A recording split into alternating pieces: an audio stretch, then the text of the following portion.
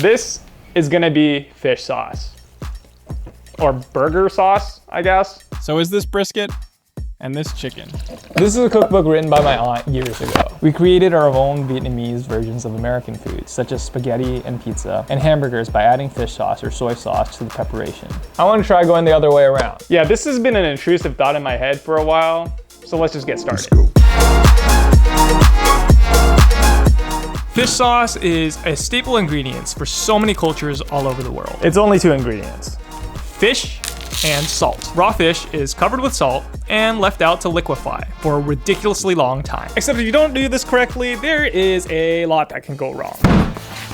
C. botulism. How do you say this? C. botulism? It causes botulism. It's a bacteria that will attack your nerves. You know, the thing that helps you freaking move. It also makes Botox, the popular injection that prevents wrinkles, because it paralyzes the muscles that move your face, which means you can be paralyzed. Or, you know, just die. It's something that can grow if you just leave your food out for a long period of time. Which is exactly what we're trying to do in order to make fish sauce. The secret to how fish sauce works is actually in the fish guts. Inside of the fish guts are enzymes that actually autolyse or break down the entire fish to flavorful compounds.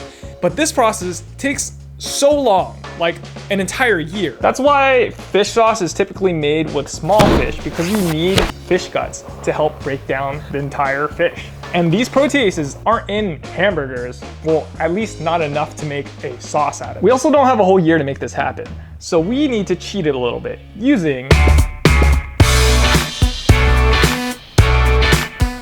this is Aspergillus oryzae, also known as Koji. It's usually grown on like soybeans and rice to make things like miso, soy sauce, and sake. I talk more about the science of growing this on a piece of steak to make it taste like I dry aged it for 90 days. You can check that out if you want. This, combined with a couple of other techniques that I'm gonna use and explain later, is going to speed up the aging process drastically. This mold actually breaks down carbohydrates, proteins, and fats. You know, everything that a hamburger has. The main 2 enzymes we're gonna talk about are proteases, which break down proteins into MSG king of flavor, and amylase, that breaks down carbohydrates into sugars like glucose and maltose, really enhancing the flavors of our final sauce. So this becomes more of an amino sauce, or umami sauce. But growing this mold is kind of hard, and I haven't really done it before other than putting it on a piece of steak. So let's try it. First, we're gonna soak some barley in some water for at least 6 hours. This is gonna help soften the grains a little bit. Then we have to steam it. Yes, you can use a rice cooker, but steaming helps the pieces not clump together as much. So then the mold can have space to grow. Then we let it cool down. Afterwards, we dust the Koji spores all over the barley, add it into the incubator. It's been a day for the mold growing. Whoa, all right, that is mold. That grew a lot faster than I thought it was gonna grow. We gotta mix this up and grow it for another day. This is the most cursed Rice Krispie I've ever seen. This is way crazier than it was yesterday. So I need to measure this before we get started. Oh, this is a sheet. Oh my God. Can I get 2 double doubles, animal style? Thank you, have a good day. So normally when you make any fish sauce or garums, the protein of choice is usually completely raw. If you cook the meats, well, hamburger's already cooked, but if you smoke brisket and grill chicken, you can decrease the fermentation time even more. Although there is a problem. Fish sauce is usually made with anchovies, which has very little fat. Fats turn into fatty acids, which tend to go rancid and have off flavors when you ferment things because of oxidation. So in order to combat that, we're gonna have to do a few things. We're only using the flat part of the brisket and trimming out the fat cap. We're not gonna use the skin on the chicken at all. And we're just gonna pray for this burger. Okay, just kidding. We're gonna do something when we ferment it. But first, we gotta prep. Prepping for the long fermentation isn't that complicated. We just add the protein, then Koji, salt, and water into a container. And then we blend it all together. Now for the last shortcut. People do 2 things. 1, enzymes are just like us. When it's a cold day, they want to stay in and do nothing. But when it's warm outside, you know, you can go to the beach, kiss your homies goodnight. Okay, I would kiss my homies goodnight on any day of the week. So the enzymes, when it's hotter, will break down the meat faster. Heat speeds up the aging process. Because we're gonna hold this thing in a 140 Fahrenheit or 60 Celsius sous vide for an entire month. So I broke my old sous vide just now, because I just dropped it in the water. Luckily, the new ones are waterproof. We're keeping everything in the dark to prevent the fats from oxidizing as much. Also, don't put your sous vide in the cooler at high temperatures. All right, 1 month. I learned this the hard way, that it overheats and turns off. So I had to put everything outside and cover it with foil. It's been a month and we're gonna see how this held up.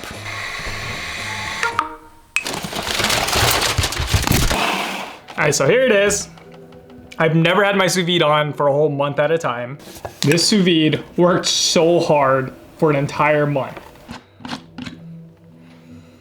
Whoa. All right, that's weird. It doesn't smell bad, but it does smell kind of like soy sauce. I don't even remember which one was hamburger and which one was chicken. And I should have labeled it, but I did not. They all smell like really strong soy sauce. I'm a little scared to taste this, but we're gonna have to do it for science. I'm removing the plastic lining from the puree. Oh, this one's definitely the burger.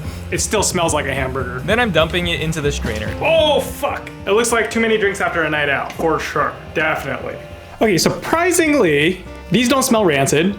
This actually still smells like smoked beef. And I was able to tell that this one was In-N-Out because it still smells like a hamburger. And by deduction, I was able to tell this one is chicken still. It just looks like cat food. But I'm just gonna let this drain, let gravity do the work for a little bit. In order to get all of the remaining liquid out, I'm lining the strainer with a cheesecloth and really trying to squeeze everything out. I thought it'd be a good idea to vacuum seal everything so I could let atmospheric pressure do some work. And I thought it'd even be a better idea to stack 200 pounds on it to squeeze more liquid out. And after a few hours, I'm straining out the rest of the liquid. And I had an intrusive thought about keeping the solids because I'm pretty sure this is similar to how miso is made. Here's why it probably worked. If you keep the salt content high enough, it prevents bacteria from growing in the food. So a combination of prolonged heat and high salt levels, it's probably gonna protect us from bacteria from growing and prevent us from getting botulism. Last year, my aunt who wrote this book, my grandma and grandpa passed away.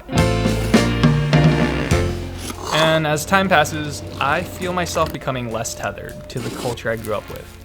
For a long time, I thought the way to honor my loved ones, the way to show gratitude for their love and sacrifices, was to meet every expectation they placed on me, to do things the right way. But in trying so hard to follow the path that they had laid out for me, I wasn't living a life authentic to me. Then I looked at this book, at the recipes my aunt wrote, the meals that my grandma used to make, and I realized even they adapted. They took the world around them and made it their own. Let's see what it tastes like. Chicken. Whoa. It's like salty, briny, and it does taste a lot more like soy sauce than it does like fish sauce. The chicken tastes kind of smoky, but it doesn't have a really strong chicken flavor. Brisket. Wow. It tastes like a beef broth that's really, really salty, and it has a smoked brisket aftertaste. That's so cool. It has that like hickory smoke because that's what we used. All right, last one. Hamburger. Whoa, that is odd. This one actually tastes the most like soy sauce, but it smells like tomatoes and pickles and spread. What? Maybe the things that we carry forward, whether it's flavors, values, or memories, don't have to stay the same to still be meaningful. Hamburger miso. Surprisingly not bad. I can still smell the tomatoes and spread. Maybe the best way to respect the past is not to recreate it exactly, That's so good. but to let it inspire something new. Have a nice day.